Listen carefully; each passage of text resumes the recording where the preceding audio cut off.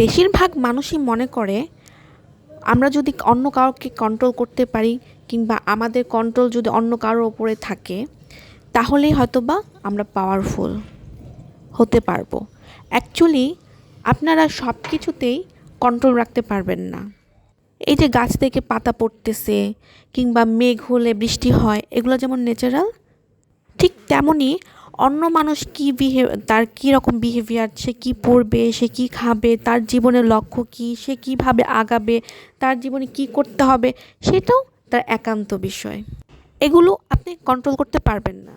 আপনি এগুলো কন্ট্রোল করতে পারবেন না। আপনার সম্পর্কে মানুষ কী ভাবছে, আপনার সম্পর্কে মানুষ আপনাকে ভালোবাসছে না ঘৃণা করছে না ক্রিটিসাইজ করছে, আপনাকে কেমন দেখছে সে, এগুলো আপনি কন্ট্রোল করতে পারবেন না।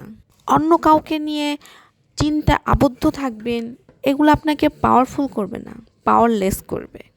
সবসময় আপনি টেনশনে থাকবেন অন্যরা আপনাকে নিয়ে কী ভাবছে, অন্যরা আপনাকে ভালো বলছে না খারাপ বলছে।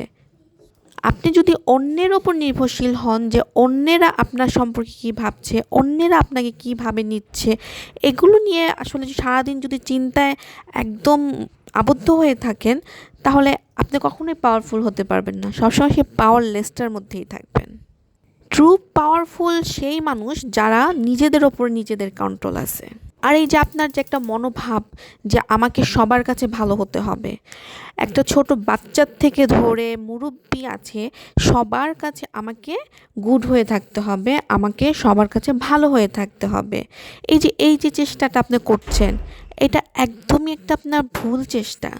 কারণ আপনি কখনোই সবার কাছে ভালো হতে পারবেন না, কখনোই সম্ভব না।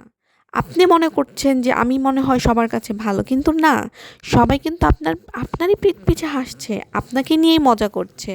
আপনার যে এই ভুল ডিসিশনের কারণেই আপনি কিন্তু কখনোই পাওয়ারফুল হতে পারছেন না।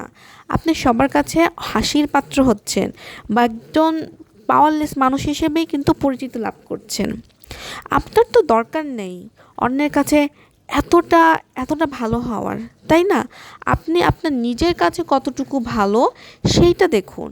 আপনি আপনার নিজেকে কতটা স্যাটিসফাইড করতে পারছেন, আপনি সেটা নিয়ে ভাবুন।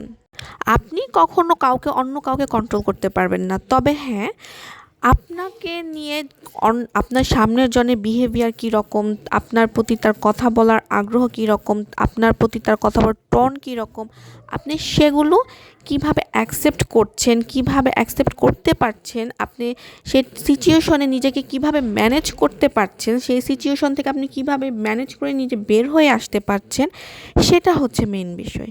এটা আপনাকে পাওয়ারফুল বানাবে। এটার ওপর আসলে মানুষের কন্ট্রোল রাখা উচিত। এটাই আপনাকে মানুষ হিসেবে সুখী করবে, একজন পাওয়ারফুল মানুষ হিসেবে তৈরি করবে।